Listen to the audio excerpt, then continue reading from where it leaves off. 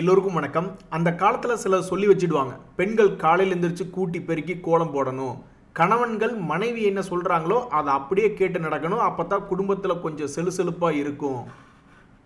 ஆனால் பெரும்பாலான குடும்பங்களில் இப்போ அந்த மாதிரி நடக்கிறது இல்லை. அதே மாதிரி தான் ஸ்டாக் மார்க்கெட்டில் ஒரு பழமொழி என்ன சொல்லி வைப்பாங்கன்னா, செல் இன் மே அண்ட் கோ அவே அப்படின்ற மாதிரி சில பழமொழிகள் தத்துவங்கள் அப்படின்னு சொல்லுவாங்க. இதில் மிக முக்கியமான தகவல் என்ன அப்படின்னு பார்த்தீங்கன்னா, யாரோ ஒருத்தருங்க சொல்லிட்டாங்கன்னு சொல்லிட்டு இருக்கிறவங்க எல்லாம் ஸ்டாக் மார்க்கெட்டுக்கெல்லாம் வித்துட்டு ஸ்டாக் மார்க்கெட்டையே பூட்டி வச்சுட்டு போயிடுவாங்களா? அப்படி கிடையாது இல்லையா? அந்த காலத்தில் ஏன் இந்த சொல் வந்தது அப்படின்னு பார்த்தோம்னா, இங்கிலாண்டில் 19ஆம் நூற்றாண்டில் பெரிய பெரிய வணிகர்கள்லாம் வந்து அவங்களுடைய ஸ்டாக்கில் வித்துட்டு சம்மர் வெக்கேஷனில் போயிடுவாங்க. அதுக்கப்புறம் ஒரு 4-5 மாதம் தான் திரும்பி வருவாங்க. அப்புறம் அமெரிக்காவில் தான் இது 20ஆம் நூற்றாண்டில் பிரபலமாச்சு. என்னையா கரெக்டாக மே மாதத்துலேருந்து அக்டோபர் மாதம் வரைக்கும் பெரும்பாலும் ஸ்டாக் மார்க்கெட்டுகள் நெகட்டிவ் ரிட்டர்ன் கொடுக்குது. அதுக்கப்புறம் மறுபடியும் நவம்பர்லேருந்து ஆரம்பித்து அடுத்த மார்ச் வரைக்கும் ஸ்டாக் மார்க்கெட்டுகள் நல்லா இருக்கே அப்படின்னு ஒரு சைக்கிளிக்கல் விஷயத்தை பார்த்து தான் என்ன சொன்னாங்க அப்படின்னா, செல் இன் மே அண்ட் கோ அவே அப்படின்னு அந்த காலத்தில் சொல்லி வச்சுருந்தாங்க.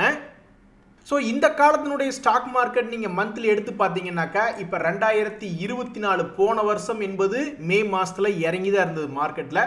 பட் 2023 2021 ப்ளஸ், 2022 அது மைனஸில் தான் இருந்தது. ஸோ இப்போ 2022 மைனஸ்னாலும் ஓரளவுக்கு கன்சிடரபிளான மைனஸாக தான் இருந்தது. ஸோ இப்போ வரக்கூடிய 2025 என்ன நடக்க போகுது அப்படின்றது இப்போ வரைக்கும் புரியாமல் இருக்குது. இப்போதைக்கு மார்க்கெட் கீழே இறங்கணும்னா என்ன மிக முக்கியமான நெகட்டிவ் தகவல்கள் மார்க்கெட்டில் போயிட்டு இருக்குன்னா, இந்தியாவுக்கு பாகிஸ்தானுக்கு இடையில வார் வந்துருமோ அப்படின்ற ஒரு பதட்டம் இருக்குது. ஆனால் இப்போ வரைக்கும் எந்த விதமான கன்ஃபர்மேஷனும் இல்லை. அதே மாதிரி அதானி இன்வெஸ்டிகேஷன் அப்படின்றது ரீசர்ஃபேஸ் ஆகுது. மறுபடியும் அதானி குழுமத்தை பற்றிய இன்வெஸ்டிகேஷன் என்பது மீடியாக்களில் போய்கிட்டு இருக்கு.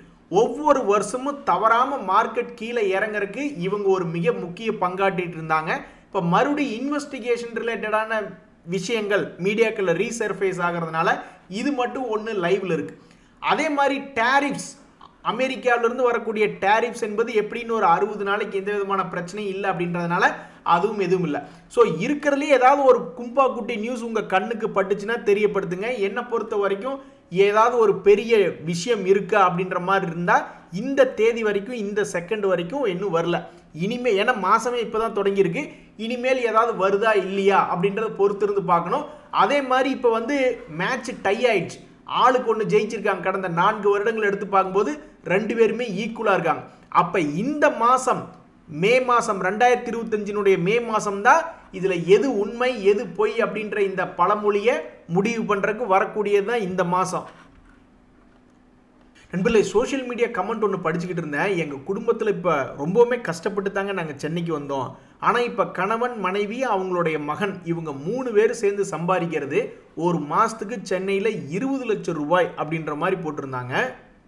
என் ஃப்ரெண்ட்ஸ் எல்லாம் நிறைய பேர் சென்னையில் ஒர்க் பண்ணுறாங்க, 20 வருஷம் எக்ஸ்பீரியன்ஸ்லாம் இருக்குது. 2 லட்சம் 4 லட்சம் வரைக்கும் மேக்ஸிமமாக நான் சேலரி அப்படின்றத கேள்விப்பட்டிருக்கேன். பட் இந்த மாதிரி ஒரு ஃபேமிலியினுடைய சம்பளம் 20 லட்ச ரூபா அப்படின்ற மாதிரி கேள்விப்பட்டதில்லை.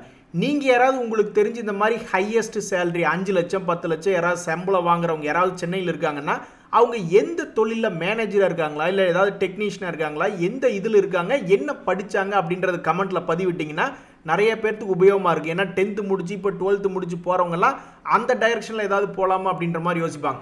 இப்போ ஒரு உதாரணத்துக்கு நேற்று கூட ஒரு வீடியோவில் கேட்டிருந்தோம், யாராவது உங்களுடைய அனுபவம் என்ன, ஸ்டாக் மார்க்கெட்டில் ஜெயிச்சதுக்கு உண்டான அனுபவம் என்ன அப்படின்னாக்கா, சில பேர் எஸ்ஐபி பற்றி பேசியிருந்தாங்க. சில பேர் என்ன சொன்னாங்கன்னா, டெக்னிக்கல் இண்டிகேட்டர்களின் படி ஆர்எஸ்ஐ எல்லாம் வந்து ஆர்எஸ்ஐ இண்டிகேட்டரை யூஸ் பண்ணி ஏதாவது ஒரு வகையில் ஜெயிக்க முடியுமா.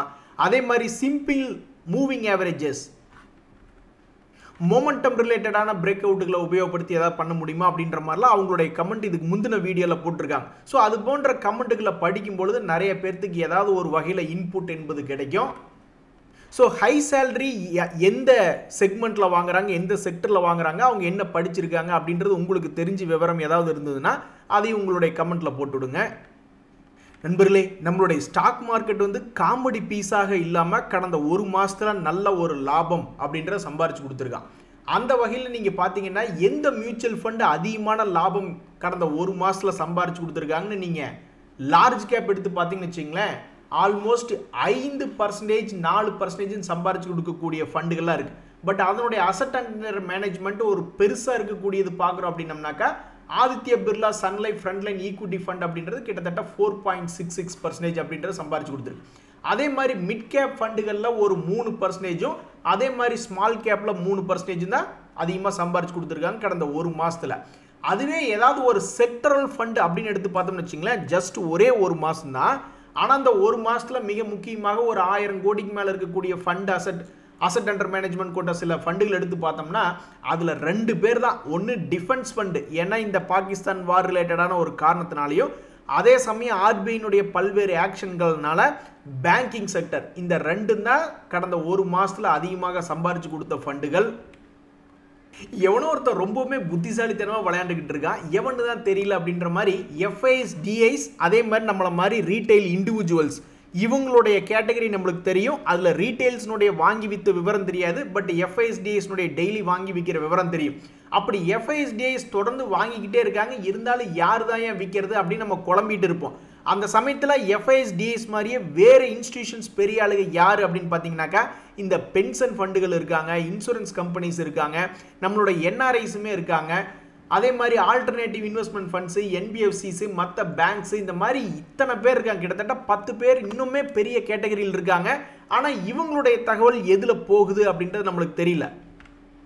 ஸோ எஃப்ஐஎஸ்டிஐஸ் வாங்குறாங்க, ஆனால் விற்கிறது யாருன்னு தெரியலையேப்பா அப்படின்ற மாதிரி நீங்கள் குழம்பிக்கிட்டு இருந்தீங்கன்னா அது இந்த 10 பேர்த்துக்குள்ளே யாராவது ஒருத்தராக இருக்கலாம். அது போக நம்மளுடைய இண்டிவிஜுவல்ஸுமே பெரிய ஆட்களாக கூட உள்ளே இருக்கலாம். ஸோ யார் அப்படின்றது நம்மளுக்கு தெரியல. ஆனால் அந்த குரூப் கண்டிப்பாக இந்த 10 பேர்த்துக்குள்ளே தான் யாராவது ஒருத்தராக இருக்கிறதுக்கு வாய்ப்புகள் அதிகம். நண்பர்களே, மார்க்கெட்டுக்குள்ளே வர்றவங்க புதுசாக உங்களை யாராவது ஒருத்தரை பார்த்து லாஸே இல்லாத ஒரு ஸ்ட்ராட்டஜி கொடுங்கன்னா நீங்கள் கண்டிப்பாக அப்படியே ஷாக் ஆகிடுவீங்க. ஏன்னா அப்படி ஒரு சிஸ்டமே இங்கே கிடையாது. மார்க்கெட்டை பொறுத்த வரைக்கும் என்ன நம்ம ரிஸ்க் எடுக்கிறோம், அதுக்கு என்ன ரிவார்டு, அந்த ரிவார்டு வந்து ப்ளஸ் ரிவார்டு வருதா இல்லை கும்பா குட்டி ரிவார்டு வருதா, இந்த 2 விஷயம்தான். ஸோ மார்க்கெட்டுக்குள்ளே வந்தாவே நம்ம காலடி எடுத்து வச்சிட்டோம்னாவே அது ரிஸ்க்குன்னு தான் வரோம். ஸோ அந்த சமயத்தில் ரிஸ்கே இல்லாத ஸ்ட்ராட்டஜி அப்படின்னு ஒன்றுமே கிடையாது. அந்த ரிஸ்க்கு நம்மளுக்கு பாசிட்டிவ் ரிட்டர்ன் கிடைச்சதா இல்லை நெகட்டிவ் ரிட்டர்ன் கிடைச்சதா அப்படின்ற மாதிரி தான் பார்க்கணும். இந்த சமயத்தில் நிறைய பேர் ஸ்விங் ட்ரேடிங் அப்படின்ற மாதிரி பண்ணிக்கிட்டு இருப்பாங்க. அப்போ அந்த ஸ்விங் ட்ரேடிங்க்கு உண்டான பங்குகளை எப்படி கண்டுபிடிப்பது, எடுத்ததுக்கு அப்புறம் எந்த பக்கம் அவங்களுக்கு தேவைப்பட்ட மாதிரி ஸ்விங் ஆகக்கூடிய பங்குகளை எப்படி கண்டுபிடிக்கிறது, இங்கே தான் நீங்கள் ஒரு மிக முக்கியமான தகவல் பார்க்கணும். இது ஸ்விங் ட்ரேடிங் இல்லை, பொதுவாகவே இந்த மாதிரி ஒரு புல்லிஷ் என்கல்ஃபிங் அப்படின்றது ஒன்று போடுறான்னு வச்சிங்களேன், பீரைஸ் தாண்டி புல்லிஷ் மார்க்கு மேபி வாய்ப்பு இருக்கலாமா அப்படின்ற மாதிரி அர்த்தம். ஸோ ஏதாவது ஒரு பங்கு கீழ் நோக்கி விழுந்துட்டு மறுபடியும் கொஞ்சம் ஸ்ட்ரென்த்து காமிச்சிட்டு மறுபடியும் ஒரு இடத்துல வந்து உழுகுறான்னு வச்சிங்களேன், அப்போ இந்த இடத்துல இந்த புல்லிஷ் என்கல்ஃபிங் அப்படின்றது ஒன்று உழுகுது அப்படின்னாக்கா அது வந்து ரொம்ப ஸ்ட்ராங்காக மேபி மேலே ஸ்விங் ஆவானோ அப்படின்ற மாதிரி நிறைய பேர் நினச்சி பார்ப்பாங்க. அவன் மேலே ஸ்விங் ஆகாமல் கீழேயும் கூட ஆகலாம், யாருக்கு தெரியும். பட் பொதுவாக ஸ்விங் ஆகிறதுக்கு இது ஒரு மிக முக்கியமான காரணியாக அமையுது. இன்னுமே சில பேர் வந்து சப்போர்ட் ரெசிஸ்டன்ஸ் லைன் யூஸ் பண்ணி ஸ்விங் ட்ரேடிங்க்கு நல்ல ஒரு பங்கு கிடைச்சிருக்கா, ஒரு மாதத்தினுடைய லோ கிட்ட வந்து விழுந்திருக்கானா, அல்லது 2 மாதத்துக்குனுடைய லோ பக்கத்தில் வந்து விழுந்திருக்கானா, அந்த லோலிருந்து மறுபடியும் சப்போர்ட் எடுத்து மேல் நோக்கி போயிருக்கானா அப்படின்ற மாதிரி ப்ரைஸ் ஆக்ஷன், இந்த 2மே பியூர் ப்ரைஸ் ஆக்ஷன் வச்சு கண்டுபிடிக்க முயற்சி செய்வாங்க. சில பேர் இண்டிகேட்டர்களின் உதவினால, ஒரு உதாரணத்துக்கு இந்த சூப்பர் ட்ரெண்ட் போன்ற இண்டிகேட்டர்களின் உதவினோட ஏதாவது ஸ்விங் ட்ரேடிங்க்கு ஸ்டாக்ஸ் கிடைக்குதா அப்படின்ற மாதிரி கண்டுபிடிக்க முயற்சி செய்வாங்க. ஒரு எக்ஸாம்பிளுக்கு வீறு கொண்டு எழுமா இந்த ஐடிசி ஷேர், ஏதாவது இதுக்கு கௌரவம் கிடைக்குமா, இந்த ஸ்டாக்கை வச்சிருக்கிறவங்களுக்கு கொஞ்சம் மகிழ்ச்சி ஏற்படுத்துமா அப்படின்ற மாதிரிலாம் நிறைய பேர் பார்த்துக்கிட்டு இருப்பாங்க. ஸோ அப்போ 2 days மூவிங் ஆவரேஜ் கிட்ட இந்த பங்கு ட்ரேட் ஆகிட்டு இருக்கிறது அப்படின்றது ஒரு தகவல். அதுக்கு பக்கத்தில் இந்த மாதிரி ஒரு புல்லிஷ் என்கல்ஃபிங் அப்படின்னு ஒன்று போட்டிருக்கான் அப்படின்றது இன்னொரு தகவல். எப்பா சாமி, நீ என்னத்தையோ போட்டுட்டு போ, ஆனால் கிட்டத்தட்ட 500 ரூபா ரேஞ்சிலேருந்து கீழே இறங்கி கொஞ்சம் கூட கௌரவம் இல்லாமல் கிடக்கிறியே, அப்போ இப்போ 2 days மூவிங் ஆவரேஜ் பக்கத்தில் ட்ரேட் ஆகிட்டு இருக்கியே, ஏதாவது ஒரு கௌரவம் கிடைக்கிற மாதிரி கடைசிக்கு ஒரு 460 ரூபாயாவது வாவேன் அப்படின்ற மாதிரி தான் நிறைய பேர் நினச்சிக்கிட்டு இருப்பாங்க. இந்த சமயத்தில் இன்ஃபோசிஸ் அப்படின்னு ஒரு பங்கு, மிகப்பெரிய ஆள் தான் இந்த இன்ஃபோசிஸ். ஆனாலும் பாருங்க, அவன் போன வருஷத்தினுடைய லோ பக்கத்தில் வந்து விழுந்துட்டு இனி இவன் ஏறுவானா இல்லையா அப்படின்ற மாதிரி ட்ரேடர்கள் ரொம்பவுமே பதப்பதப்பாக இருக்காங்க. அட மேலே ஏறி 2 days மூவிங் ஆவரேஜுக்கு இது நீ தொடுவியா, அல்லது மறுபடியும் கீழே இது விழுந்து ஏதாவது டெஸ்ட் பண்ணுவியா அப்படின்ற மாதிரி இந்த இன்ஃபோசிஸ் அப்படின்ற பங்கு ஒரு மிக முக்கியமான லோ லெவலில் வந்ததுனால கொஞ்சம் பதப்பதப்பாக இருக்காங்க. நண்பர்களே, இந்த சமயத்தில் ஜியோ ஃபினான்ஸ் அப்படின்ற பங்கு ஒரு இடம் கீழே விழுந்துட்டு மறுபடியும் இப்போ கொஞ்சம் ரெக்கவரி ஆகி மேலே வந்திருக்கான். எவ்வளவு தூரம் ரெக்கவரி ஆகி வந்திருக்கான், 2024 இருந்த அதே லோ கிட்ட வந்து உளுந்துட்டு இங்கேயும் வந்து ட்ரேடர்கள் பதப்பதைப்பாக இருந்தாங்க. இவன் என்ன பண்ணுவான், போன வருஷம் மாதிரியே ஏதாவது பண்ணுவானா அப்படின்னு பார்த்துட்டு இருந்த சமயத்தில் எவ்வளவு தூரம் ரெக்கவரி ஆகி வந்து இந்த 2 days மூவிங் ஆவரேஜை தொட்டான்னு நீங்கள் நினைக்கிறீங்க? கரெக்டாக ஒரு 30% பக்கம் மேல் நோக்கி ஏறி வந்து பிப்ரவரியினுடைய ஹையும் வந்திருக்கா, அதே சமயம் 30% ஏறி வந்திருக்கான். இந்த ஜியோ ஃபினான்ஸ் கரெக்டாக போன வருஷத்தினுடைய லோவில் சப்போர்ட் எடுத்து மேல் நோக்கி ஏறி வந்த ஒரு சிங்கக்குட்டியாக இருக்கான். நண்பர்களே, பல ட்ரேடர்களுடைய எதிரி என்ன அப்படின்னு பார்த்தீங்கன்னாக்கா பயம்தான். உள்ள வர்றதே ரத்த பூமி, உள்ள காலடியில் எடுத்து வச்சுட்டு கால் சுடுது கை சுடுதுன்னு என்ன பண்ணுறது அப்படின்ற மாதிரி பயம் என்பது மார்க்கெட்டுக்கு முதல் எதிரி. அதே மாதிரி ஒரு ட்ரேடர்களுடைய மிகப்பெரிய எதிரி என்ன அப்படின்னு பார்த்தீங்கன்னா ஒரு குருட்டு தைரியத்தோடு இருக்கிறது, ஒரு குருட்டு நம்பிக்கையோடு இருக்கிறது. கீழே பார்க்கறதுக்கு இப்படி இருக்கான், சரி எப்படி மேல் நோக்கி ஏறிடுவான் அப்படின்ற மாதிரி நம்ப வேண்டியது. ஆனால் அது குருட்டு நம்பிக்கை. அவன் மேலே ஏறணும்னு என்ன அவசியம் இருக்குது, அதை உடச்சிட்டு கீழே கூட அவன் போவான். ஸோ பயம் அதே மாதிரி குருட்டு தைரியம் ரெண்டுமே ஆபத்தானது. நண்பர்களே, இந்த சமயத்தில் மிக எளிதாக நிறைய பேர் வந்து மார்க்கெட்டில் சம்பாதிக்கணும்னு நினச்சிட்டு தான் டிவிடெண்ட் கொடுக்கக்கூடிய பங்குகளாக பார்த்து எடுத்து வச்சுக்கிட்டு சித்தன் போக்கு சிவன் போக்கு அப்படின்ற மாதிரி சும்மா உட்காந்துக்கிறாங்க. டிவிடெண்ட் வந்தால் போதுங்க அப்படின்ற மாதிரி சில பேர் உட்காந்துக்கிற மாதிரி மிக ஈஸியாக சம்பாதிக்கக்கூடிய ஒரு வகையில் இதுவும் ஒன்று. அதே மாதிரி நிறைய பேர் கால் மேலே கால் போட்டுக்கு வந்துக்கிட்டு மாசமான சம்பளம் வருதா, அதை தூக்கி நான் எஸ்ஐபியில் ஏதாவது ஒரு மியூச்சுவல் ஃபண்டுகள்லையோ அல்லது ஏதாவது ஒரு நல்ல பங்குகள்லையோ போட்டேன்னா ஒரு வருஷம் கழித்து நான் பார்க்குறேன் அது லாபத்தில் இருக்கே சில நேரங்களில் அப்படின்ற மாதிரி சில பேர் யோசிக்கிறாங்க.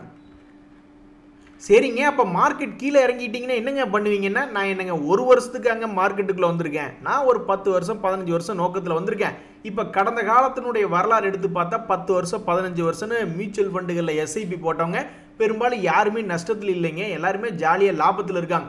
இப்போ கூட மார்க்கெட் கீழே விழுந்தப்போ பயப்பட்டது யாரு, லம்சமாக உச்சாணி கொம்பில் வாங்கினவங்க தான் பயப்பட்டாங்க. பட் அந்த காலத்திலே எஸ்ஐபி முறையில் முதலீடு பண்ணவங்க நஷ்டத்துக்கே போகலையேங்க அப்படின்ற மாதிரி வாக்குவாதம் பண்ணிக்கிட்டு இருக்காங்க. ஸோ மிக எளிமையான 2 சோர்சஸ் ஆஃப் இன்கம் அப்படின்னு பார்த்தோம்னாக்கா இந்த டிவிடெண்ட் மற்றும் இன்வெஸ்டிங் த்ரூ எஸ்ஐபிஸ் தான். ஸோ நீங்கள் ஏதாவது வேறு ஏதாவது இல்லை கால் மேலே கால் பட்டுக்கு வந்துட்டு கஷ்டமே படாத மாதிரி இந்த மெத்தடில் சம்பாதிக்கலாம் அப்படின்னு நீங்கள் ஏதாவது யோசிச்சிங்கன்னா அதை கமெண்ட்டில் பதிவிடுங்க. நண்பர்களே, ப்ரெஸ்டீஜியஸ் ரிட்டையர்மெண்ட் அப்படின்ற ஒன்று இருக்குது. அதாவது இப்போ கூட சில கவர்மெண்ட் அதிகாரிகள் அவங்களுடைய ரிட்டையர்மெண்ட் லைஃபுக்கு போகும்போது ஒரு சால்வை போற்றி ஒரு பிரியாணியை போட்டு அனுப்பிச்சி வைப்பாங்க. அது வந்து ரொம்ப நார்மலாக நடக்கிறது. ஆனால் அவர் போனதுக்கப்புறம் அவர் இல்லாமல் அந்த வேலை ஓடவே இல்லை.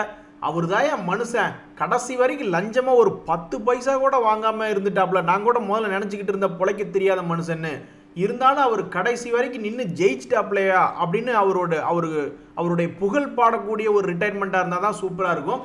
அந்த வகையில் நம்ம உலகத்திலேயே மிகப்பெரிய ஒரு இன்வெஸ்ட்மெண்ட் குரு, மிகப்பெரிய ஒரு இன்வெஸ்ட்மெண்ட் கம்பெனியை உருவாக்கி மிகப்பெரிய ஒரு லாபத்தை காமிச்சிருந்த நம்மளுடைய வாரன் பஃபெட் அவர்கள் வந்து இந்த வருஷத்துலேருந்து இனி சிஇஓ கிடையாது. இந்த வருஷ கடைசியில் வந்து மிஸ்டர் கிரெக் அபெல் அப்படின்றவர் தான் இனிமேல் அந்த பெர்க்ஷையரினுடைய சிஇஓ. இனிமேல் டோட்டல் பெர்க்ஷையரினுடைய கண்ட்ரோல் இந்த மிஸ்டர் கிரெக் அபெல் அப்படின்றவர் எடுத்துக்கொள்ளக்கூடிய இந்த நேரத்தில் மிகப்பெரிய ஒரு ப்ரெஸ்டீஜியஸ், எப்படி ஒரு கிரிக்கெட் விளையாடுறவங்க வந்து ஒரு கப் அடிச்சதுக்கப்புறம் ரிட்டையர்மெண்ட் அனௌன்ஸ்மெண்ட் பண்ணால் ரொம்பவுமே பெருமையாக இருக்கும். அதை விட்டுவிட்டு ஐபிஎல் டேபிளில் கடைசியில் போய் இருக்கிற மாதிரி இருக்கிற நேரத்தில் ரிட்டையர்மெண்ட் அனௌன்ஸ் பண்ணால் ரொம்ப கேவலமாக இருக்கும். அந்த வகையில் இப்போ கூட பெருமளவில் பல பங்குகளை விற்று கேஷாக வச்சுக்கிட்டு அதே சமயம் அவர் சொன்ன எல்லா பெட்டுமே கரெக்ட். இப்போ கூட சமீபத்தில் டாலரை கும்பப்பாடி விட்டுறாதையா ட்ரம்ப் அப்படின்ற மாதிரி சொன்னார். எப்படி நடந்திருக்குது பாருங்க, இமாலய சாதனை. யாராவது ஒருத்தராவது நினைச்சாங்களா ட்ரம்ப் வந்ததுக்கப்புறம் டாலர் கடும் வீழ்ச்சி அடையும், அவர் வந்ததுக்கப்புறம் டாலர் எழுச்சி அடையும் நினைச்சாங்க. ஆனால் மிக கடும் வீழ்ச்சி அப்படின்ற கரெக்டான கெஸ்ஸை பண்ணவர் தான் இந்த வாரன் பஃபெட் அவர்கள். அப்பேற்பட்டவர் இனிமேல் வந்து இந்த பெர்க்ஷையர் ஹாத்வே வந்து வழிநடத்த மாட்டார். இவர் சொல்லி கொடுத்த பாடங்களை ஃபாலோ பண்ணாவே எல்லாருமே ஜெயிச்சிடலாம். இப்போ கூட சமீபத்தில் மார்க்கெட் கீழே கிராஷ் ஆகி கீழே வந்துச்சு. அப்போ இவர் சொல்லி கொடுத்த பாடம் என்ன, எல்லாரும் பயந்துட்டு விற்கும்போது நல்ல நல்ல டிவிடெண்ட் பங்குகளாக நல்ல நல்ல கம்பெனிகளாக பார்த்து தேர்ந்தெடுக்கணும் அப்படின்னு சொன்னார். அதுக்கப்புறம் பார்த்தா இப்போ பல கம்பெனிகள் லோன்லேருந்து ஆல்மோஸ்ட் 30-40% மேலே சம்பாரிச்சு கொடுத்துட்டானுங்க. அட பாவி, எங்களுக்கே கும்பப்பாடி விட்டுருவோம் போல இருக்கே அப்படின்ற மாதிரி இந்த ஸ்மார்ட் மணி கான்செப்ட் இருக்கிறவங்களாம் ஃபீல் பண்ணுறாங்க. என்ன காரணம்னா இந்த எல்டிடிஎஸ் அப்படின்ற பங்கு நிறைய நேரங்களில் கீழே விழுந்ததுக்கப்புறம் அப்பப்போ அவன் ஏறி இருக்கான். 2023 2024 ஏறி இருக்கான். இப்போ சமீபத்தில் மார்க்கெட் சரியில்லை அப்படின்னு இந்த எல்டிடிஎஸ் அப்படின்ற பங்கு ஒரு குறிப்பிட்ட லோவில் 2024 லோவில் வந்து உளுந்து அங்கேயே கிட்டத்தட்ட 1.5 மாதமாக இருக்குது. இப்படி படுத்து விட்டியேப்பா அப்படின்ற மாதிரி ட்ரேடர்கள்லாம் ஃபீல் பண்ணிக்கிட்டு இருக்காங்க. நண்பர்களே, இந்த நியூ இந்தியா அஷ்யூரன்ஸ் அப்படின்னு NIACL என்று அழைக்கப்படுகின்ற கம்பெனி சமீபத்தில் வந்து மிகப்பெரிய ஒரு வீழ்ச்சி அடைஞ்சவன் தான். 320 ரூபாயிலிருந்து கீழே இறங்கி மறுபடியும் அவனால் தாண்டவே முடியல 2 days மூவிங் ஆவரேஜை. மறுபடியும் அதுக்கப்புறம் கீழே விழுந்து இப்போ தான் 50 days மூவிங் ஆவரேஜ் அப்படின்றத தாண்டியிருக்கான். ஆல்மோஸ்ட் ஒரு 130 ரூபா ரேஞ்சிலேருந்து இப்போ 171 ரூபா அப்படின்னு இந்த பங்கு மேல் நோக்கி ஏறி வந்திருக்கு. இந்த பங்கு தன்னுடைய Q3 ரிசல்ட்டில் இவன் என்ன பண்ணியிருந்தான் அப்படின்னு பார்த்தீங்கன்னா, ஏதாவது லாபம் பண்ணியிருக்கானா அப்படின்னு பார்த்தீங்கன்னா, கொஞ்சம் அப்நார்மல் லாபம் அப்படின்றது பண்ணியிருந்தான். அவனுடைய Q2 ரிசல்ட்டை விட Q3 ரிசல்ட் என்பது 349 கோடியாக இருந்திருக்கு. ஸோ இப்போ நீ வரக்கூடிய Q4 ரிசல்ட்டில் இவன் என்ன பண்ண போகிறான், இதே மாதிரி ஏதாவது ஒரு 500 கோடின்னு சொல்லி மக்களை ஆச்சரியப்படுத்துவானா இல்லையா அப்படின்னு தான் இந்த NIACL ஷேர் அப்படின்றத பார்த்துக்கிட்டு இருக்காங்க. இன்றைய தகவல் அனைத்து உங்களுக்கு உதவியாக இருந்ததுன்னு எனக்கு மகிழ்ச்சி தான். ரொம்ப நன்றி, வணக்கம்.